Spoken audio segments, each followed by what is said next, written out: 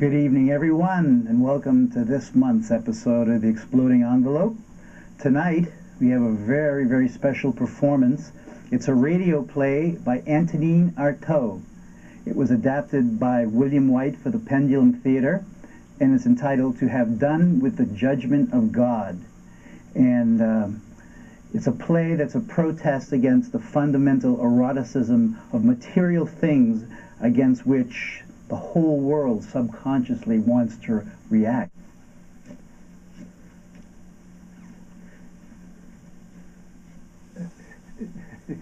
This is probably a rumor.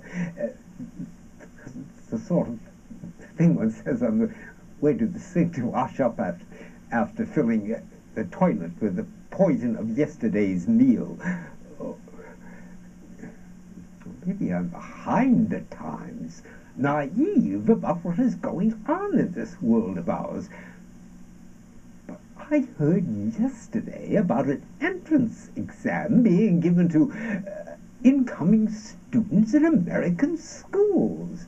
Apparently, before they will admit a child to public school, that child must undergo the sperm test, which consists in asking the newly enrolled child to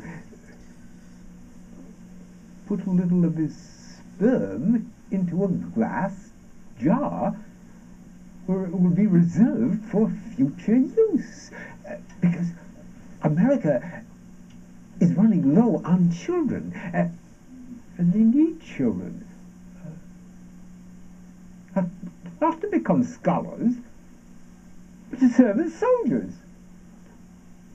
Because America is always preparing for war. And for war, you need soldiers. And for soldiers, you need children. And for children, you need sperm. And this gathering of sperm has secured America's position in the vanguard of progress. This is all very well, but I never realized that Americans were such a warlike people, because to fight, you have to get shot at. And although America is often at war, there have always been gigantic armies of tanks, battleships, and guns in front of them, and I have had to look hard to find the men behind the guns. Personally, I prefer those people who eat the delirium straight from the earth. I mean the Taramuras, who eat the peyote from the ground while it is still growing, and who murder the sun to establish the kingdom of night, and who smash the cross so the spaces of space will never again be joined together.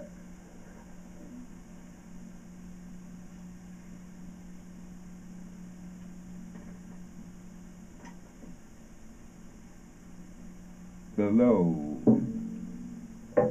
at the bottom of the bitter desperation, at the despondent slope of the heart, the circle of 6 crosses opens like a wound in the abyss of Mother Earth, snatched from the vile embrace of the mother who drools. Earth is the only dampness in this piece of rock. Ritual, ritual, ritual, ritual. The ritual is that the sun passes through 7, new sun passes through 7 points before exploding in the orifice that is Earth.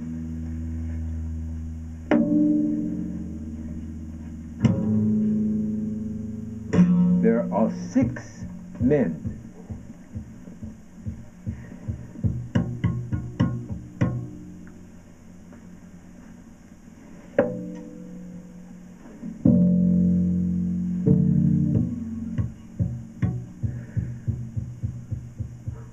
One man for each son, and a 7th man who is the Son. And this 7th man in the raw, dressed in black, dressed in bleeding flesh, is a horse with a man leading him. But it is the horse who is the Son and not the man.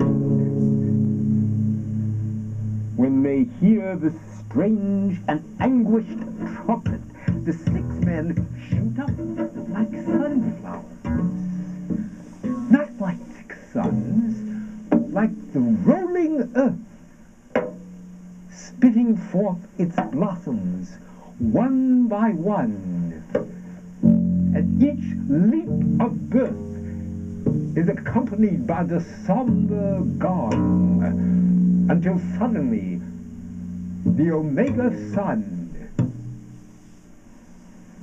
the Alpha Man, the black horse, with the naked man riding it, leaping up, advancing in widening circles. The bleeding meat of the horse panics and prances on the pinnacle of rock until the 6 men surround the 6 crosses.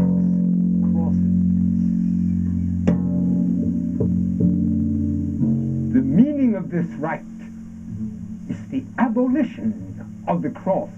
They stop turning and uproot the crosses of earth, and the naked man on the horse lifts up a horseshoe which he has tempered in the fire of his blood.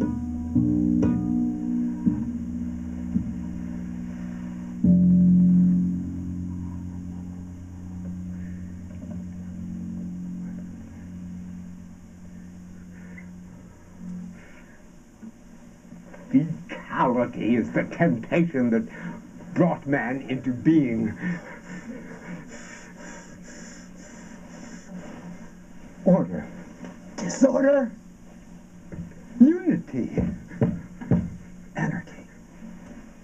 Poetry. Dissonance. Rhythm. Discord. Grandeur. Childishness. Generosity. Cruelty. Where you smell meat, you will find life. With no need to open your intestine, but you chose dead meat over eternal flesh.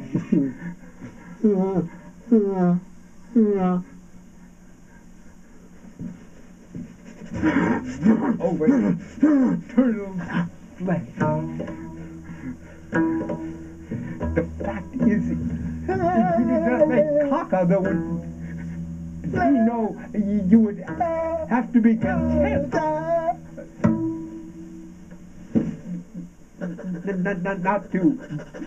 Not to be, and could not resolve to be and not to be.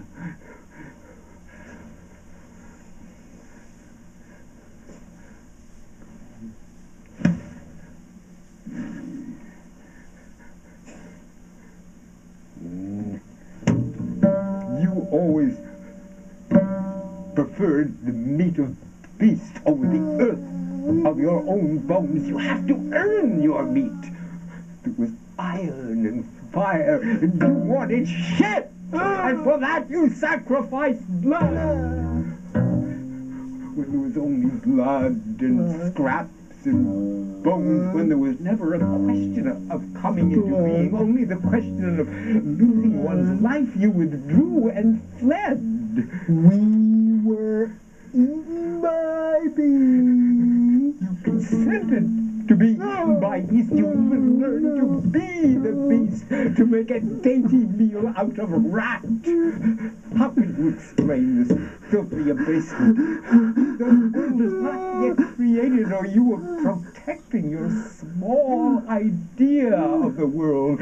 One fine day you will stop your idea of the world. There are two roads, the infinite without, the infinitesimal within. You chose the body where life is the pursuit of fecality, and God himself hastens the movement. God is not a being, but like the advancing void, in all its forms he can be symbolized by an incalculable squadron of crab-life.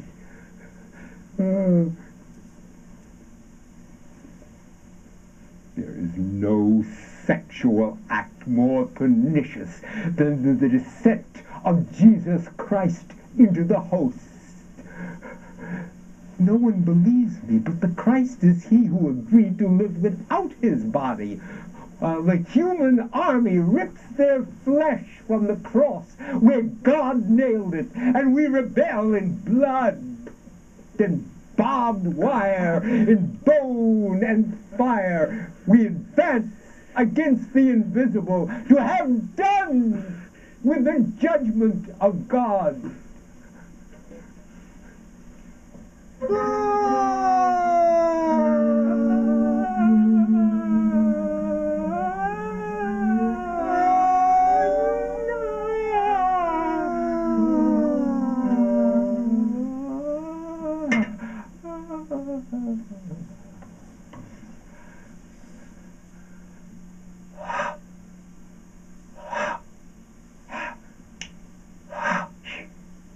What do you know that is serious? After the order of this world, there is another. What is this new world order like? We do not know. The possibilities are infinite. What is infinity? Precisely that which we do not know. It's a word we use to indicate the opening of our being toward possibilities beyond measure, tireless and beyond measure.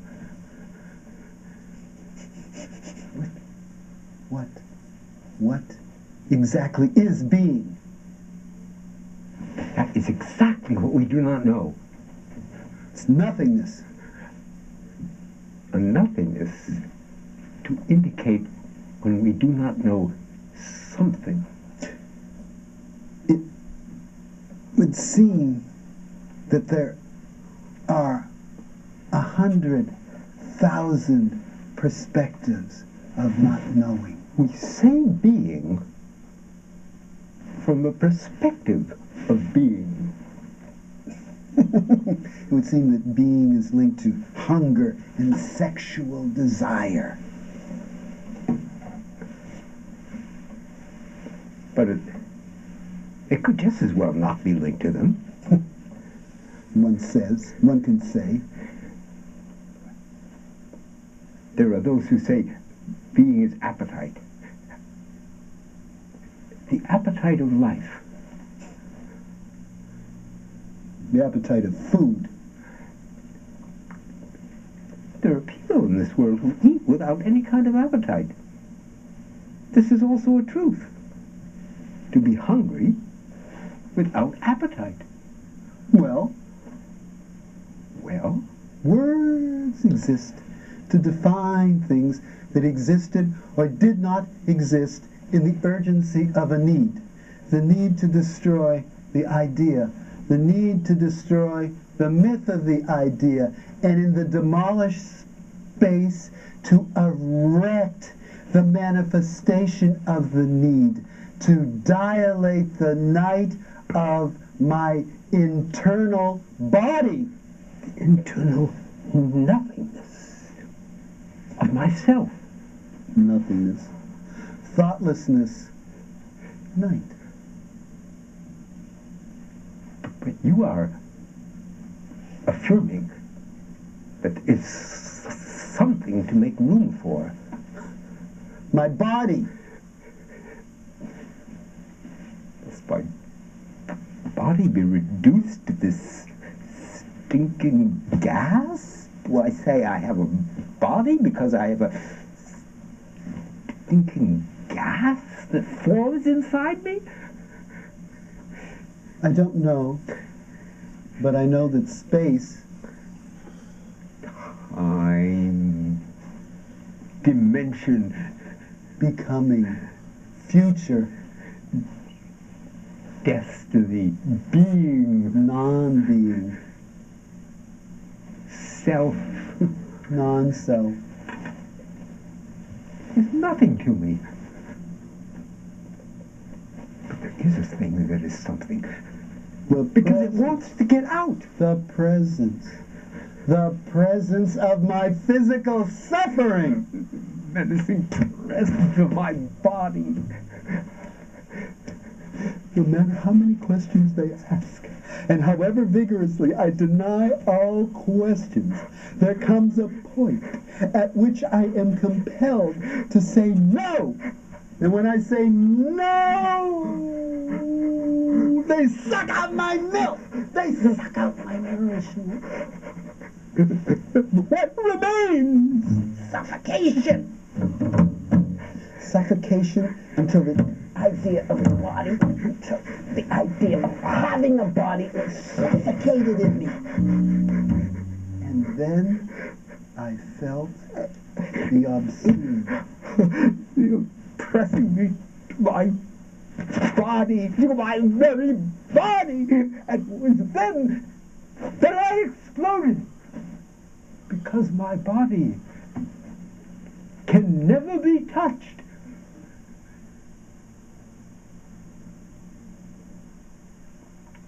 Well, welcome back. We hope you enjoyed that performance. It's quite unique to present something like that. I hope it wasn't too provocative for you viewers. Right now, I'd like to introduce you to William White, who adapted the play. He's the head of the Pendulum Theater. And Bill, tell us something about the theater, what you do, etc. Well, we started the theater back in 1991 to try to bring literary works to the stage. Try to open the books up a little bit and let them live in front of people. And so the first things we did were did something by Flaubert, something by George Berkeley, adapting an old philosophical dialogue to the stage. Mm-hmm. Then around 1993, John Voigt, who was a bass player, that time he had a duo called Two Bass Hit, and they performed at the Bookseller Cafe, which I manage, and where our theater performed. And he came to me and said he'd like to do a piece with us sometime. And so we let that slide. A couple months went by, and he said, how about something by Antonin Artaud? Now, I've loved Artaud since I was about 15 years old. Yeah, well, tell us something about Artaud. He's a very unique playwright. Artaud's responsible for what they call today the theater of cruelty. He wrote a book called The Theater and Its Double, which his main theory was that the theater should operate on the people the same way the plague operates on the people. The plague? Yeah, the plague. In other words, get them. Okay, great. Don't just sit up there. At the time in France, the theater was just some bunch of la-di-da nonsense and people snoozing in their chairs, you know, looking around their binoculars at who's there. And he wanted to do some theater that really involved the audience. Mm-hmm. And he failed in his own life as far as getting any of his productions in front of the people, at least getting any favor with the people. But he did. It's just a little too radical for the times. But he appeared in a couple of films, Passion of Joan of Arc and Napoleon. He was quite a good actor. But his theories have kind of come down through the years in the form of playwrights like Genet and Beckett, the theater of absurdity. Mm-hmm. All these things owe a lot to Artaud. So he's one of the originators of... The originator. The originator. The originator. Okay. And this play that we just saw, To Have Done with the Judgment of God, was originally commissioned by the French art board, whatever they would call it, you know, like the Cambridge Arts Council kind of thing, in Paris at the time. Uh-huh. And he was all excited. It was going to be a radio play. He was going to be able to reach all these people on the radio. The last minute, they canceled the show. Never was aired. And a few months later, Artaud died. So we put it together originally as a radio play, a live radio play, with full cast. We had about 8 people. Mm-hmm. And each of these characters is, in fact, one aspect of Artaud. And the whole play is the battle between the flesh and the spirit, and the confrontation and rejection of one's own mortality, and at the end, the transcendence of one's mortality, Mm-hmm. by claiming the flesh as one's own, and not just part of the material world in which we live. Right, he was very connected. Yeah. Artaud once said, "I can't stand to be chained to a dying animal." And, Meaning his body, right? Yeah. Right. and he was dying at the time that he wrote this of rectal cancer, which is why there's so many allusions to Right. bottom-oriented topics. He wasn't really an old man trying to be filthy. He was somebody struggling with what was happening inside his body. When he says, it is all I am, just a stinking gas forming inside me. And I think a lot of people feel that way, and especially during illness, and Right. sometimes even when they're feeling good. But to express it, his eloquent manner, And also in this very production, gritty and eloquent at the same Yeah. time. I think a lot of the eloquence in this production is due to Billy Barnum's Right. performance. Well, how did you meet Billy Barnum? He was wonderful. Wonderful. Well, he wasn't involved in the first production. John Voigt was the musical director, and we did this piece a few times, and we did a recording of it up at Bunker Hill Community College studio up there. Judy Schwartz produced it for us. Was it going to be used for radio? Well, broadcast? we were going to, but I never got around to sending it out. We're going to send it out to somebody out in Arizona, non sequitur. But we got so many things. Oh, very good. I know that company. Oh, yeah? Right, yeah. I still might get around to it. Do that. Yeah. Do that. But it's so long, that I don't know. But, maybe even a segment of it. But originally we had Dorothy Dwyer, who's in a show Mrs. Potato Head, that's been making the rounds here. Mm-hmm. Richard Moore, noted poet and scholar, Right, lives in Belmont. And coming up this summer, I'm going to be directing a Greek play that Richard Moore translated for Princeton Press. What is it? Hippolytus by Euripides, Mm-hmm. which will be the second time I've directed one of his translations of the old plays. A couple of years ago we did The Captives by Plautus. So that's a big summer project.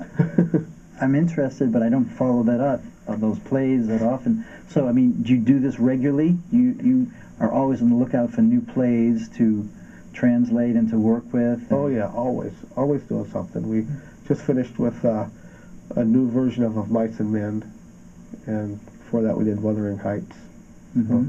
And the play, when we first talked about bringing a play here, it was the psychiatrist at the cocktail party. Oh, yeah. Right. That was pretty good. I like that. And when you suggested bringing this, Mhm. I guess you wanted more of an impact, or Well, that was an insane play. The psychiatrist at the cocktail party. A friend of Richard Moore's, Frederick Fierstein, who's a psychiatrist and poet in New York City, had written this book, and I read it. I thought it would be really good, and to stage, but to stage more as a happening, right. rather than a really carefully designed stage piece, like this was.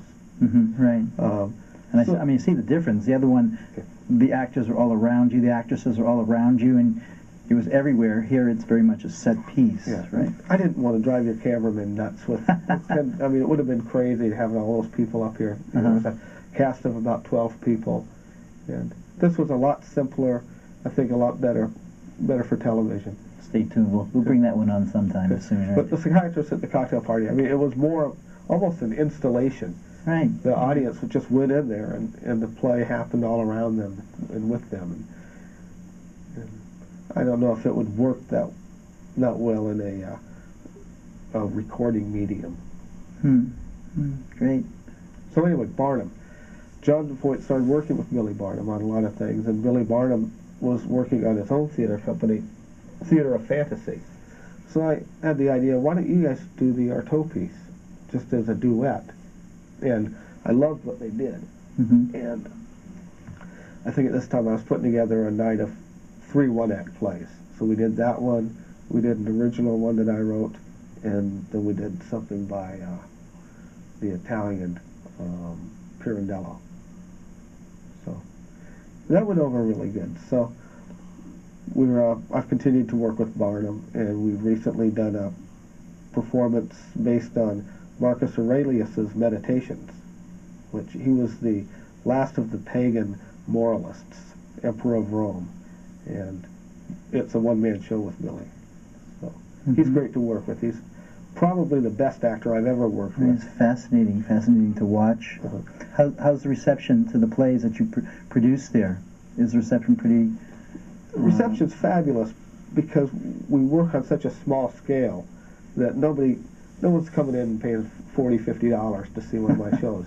Right. If they, $3 or $4, maybe $5, and it's intimate. The show's right on you, and I think that's what theater should be. And I think that audiences really enjoy that.